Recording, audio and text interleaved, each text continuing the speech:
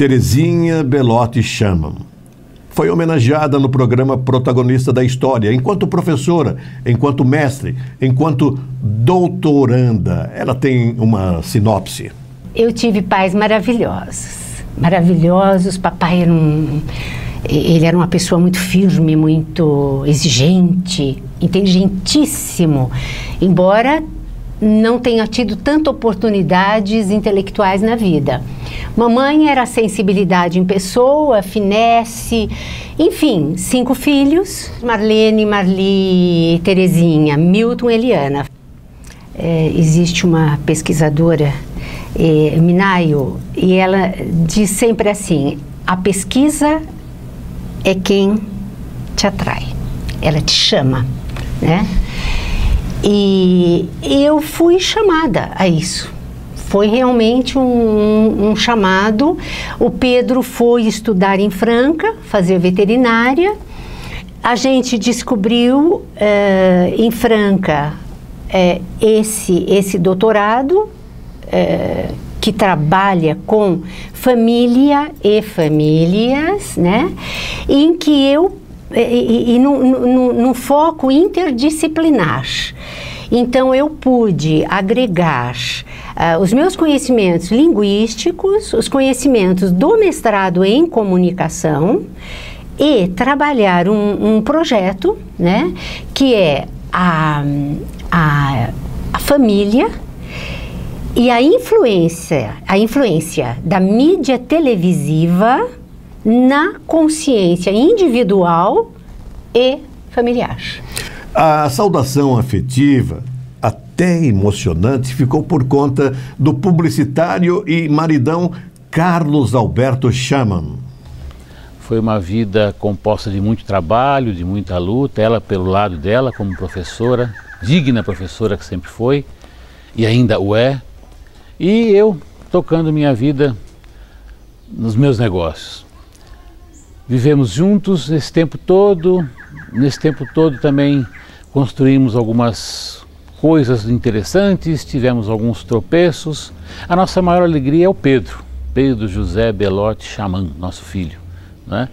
Que hoje está nos dando alegria, cursando Faculdade de Medicina Veterinária. E a Terezinha não parou apenas na questão das aulas que ela sempre deu, nos colégios em que ela lecionou e em casa. Ela foi fazer o seu mestrado em comunicação social, hoje ela está fazendo o seu doutorado em serviço social na Unesp de Franca e lutando, e trabalhando, e conquistando, né? Essa é uma mulher guerreira, uma mulher maravilhosa.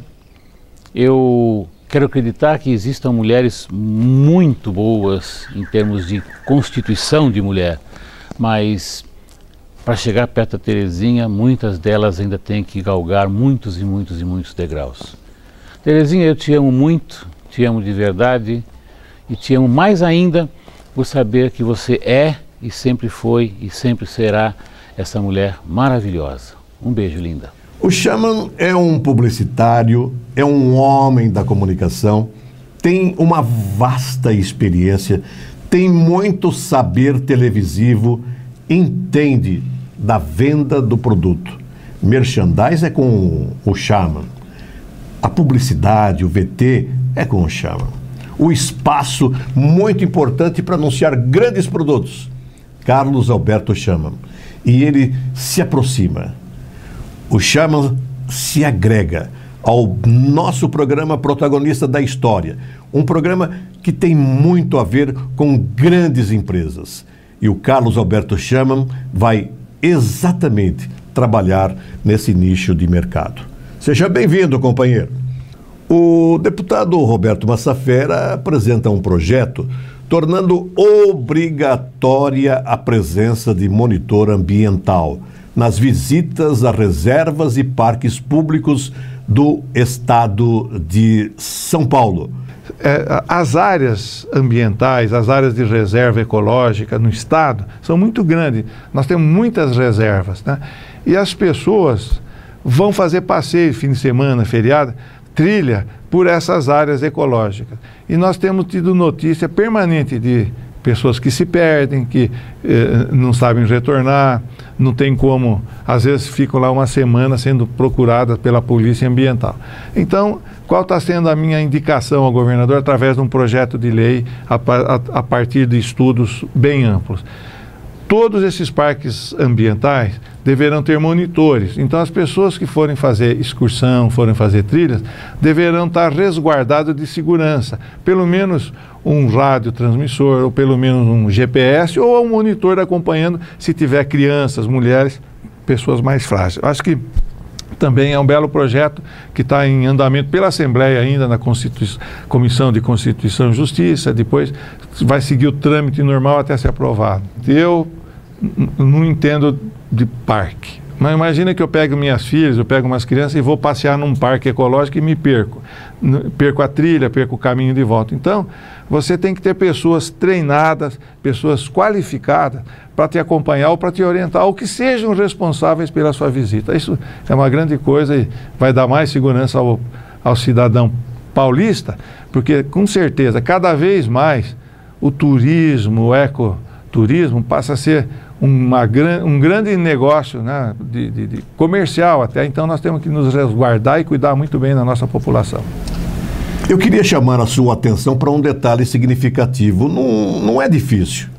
Não é difícil, não é impossível nos depararmos com pessoas que, mesmo após terem vendido seus veículos, recebem cobrança de multas de trânsito, imposto de propriedade sobre veículo automotor, o IPVA, e outros encargos relacionados a essa propriedade.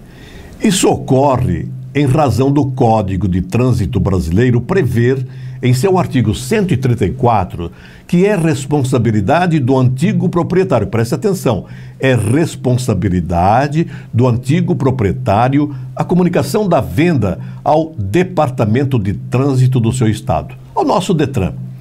Tratando-se de um ônus, a não observância desta regra pode trazer prejuízo na medida em que torna o proprietário original responsável solidário por débitos e penalidades impostas e relativas ao veículo. Apenas para relembrar, a responsabilidade solidária faz com que o antigo e atual proprietários sejam devedores. Vendeu o veículo? Comunique o DETRAN. Nós estamos apresentando um programa que tem muito a ver com a história de Araraquara. Os protagonistas. A Dona Maria Inês Durão Bombarda, ela foi homenageada nesta série Protagonista da História, enquanto presidente do Lar e Internato Otoniel de Camargo, e ela apresenta a síntese da sua trajetória. Sempre tive mediunidade. E aí a coisa foi apertando até que chegou o ponto de eu chegar num terreiro de Umbanda. Foi onde eu desenvolvi a minha mediunidade, porque em outro lugar não era a linha, não era o local. Cada um, eu acredito que vem com uma missão na Terra. E a minha era essa, terreiro de Umbanda. Aí fiz lá o curso, deitei para ser chefe de terreiro e abrimos a tenda de Umbanda Pai Oxalá. Passaram-se alguns anos e veio, antes de inaugurar o nosso terreiro, nós recebemos uma mensagem de um boiadeiro, que a gente chamava ele de Tô, que é o Otoniel de Camargo. E disse que nós teríamos que construir uma cobertura para matérias cansadas. Foi esse o termo que ele usou. Que nós íamos formar um grupo, que esse grupo ia crescer e depois nós íamos ter condição de construir essa casa para abrigar os idosos. E foi mesmo. Só que formamos uma diretoria e em estatuto, meu marido era o presidente, Ari Luiz Bombarda, presidente, e eu vice-presidente. Naquele tempo podia ter vários Bombarda, vários sobrenomes na mesma diretoria. Aí 3 meses após ele ser presidente, em estatuto, com 47 anos, Deus levou ele para o plano superior, desencarnou. E aí eu Fiquei como vice-presidente, meio indecisa, ofereci a presidência para tantas pessoas. Ninguém quer papel para começar numa luta. Como eu sempre tive fé e acreditei no que os guias orientavam a gente, eu resolvi ir. Começamos a trabalhar, fazer almoços lá na Estância Irapuru, fazer bazar de pichincha, bazar de artesanato 2 por ano. Eu pintava uma faixa de mil panos de prato para os 2 bazares. Fazíamos em março, que era em maio, que era perto das mães, Dia das Mães, e em novembro, que era perto do Natal. Vendíamos muito bem, olha, trabalhamos muito. Quando fez 5 anos do falecimento do meu marido, nós inauguramos aqui. Foi numa terça-feira, 28 de junho de 88. Então, após, vamos dizer, 5 anos, nós inauguramos. Eu sozinha nunca fiz nada.